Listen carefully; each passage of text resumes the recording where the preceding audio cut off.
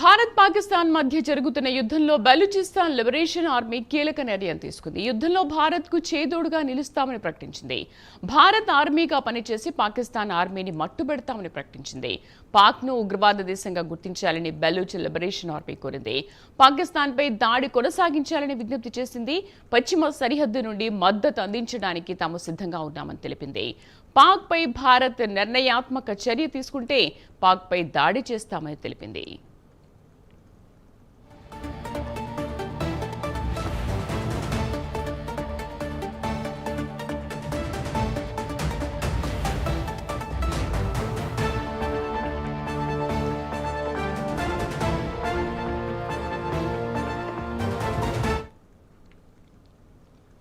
పాకిస్తాన్ సైన్యంతో యుద్ధం చేస్తున్న బలూచ్ లిబరేషన్ ఆర్మీ భారతదేశం నుంచి సహాయం కోరుతూ లేఖ రాసింది.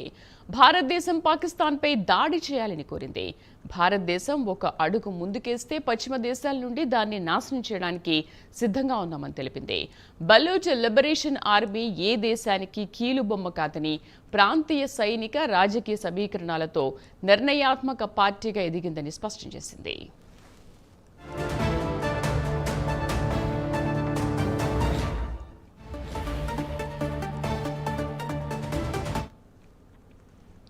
పాకిస్తాన్ శాంతి కాల్పుల విరమణ ప్రకటనలను తప్పుడు ప్రచారం, మోసంగా బిఎల్ఏ అభివర్ణించింది.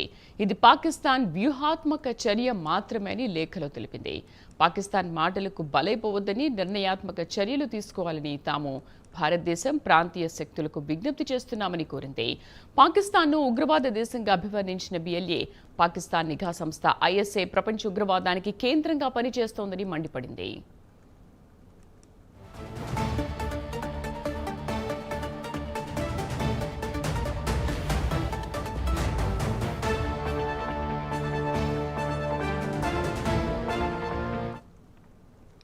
ఎవరి మద్దతు లేకుండా బలూచిస్తాన్ గడ్డపై పాకిస్తాన్ లాంటి అణ్వాయుధ శక్తిని అనేక రంగాల్లో ఓడించామని బలూచ్ లిబరేషన్ ఆర్మీ ప్రకటించింది.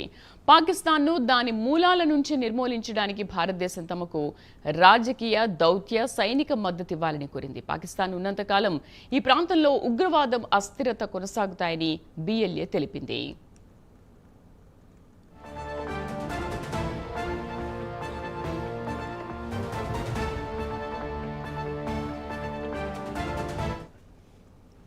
భారతదేశం పాకిస్తాన్ను నాశనం చేయాలని నిర్ణయించుకుంటే పశ్చిమ సరిహద్దు నుండి సైనిక మద్దతు అందించడానికి బిఎల్ఏ సిద్ధంగా ఉందని బలూచ్ లిబరేషన్ ఆర్మీ తెలిపింది. ప్రపంచం ఈ అవకాశాన్ని గుర్తించకపోతే బలూచ్ ప్రజలు ఈ పోరాటాన్ని స్వయంగా కొనసాగిస్తారని బిఎల్ఏ తెలిపింది. స్వతంత్ర బలూచిస్తాన్ మాత్రమే ఈ ప్రాంతంలో శాశ్వత శాంతి, సమతుల్యత, ఉగ్రవాదాన్ని అంతం చేయగలదని ప్రకటించింది.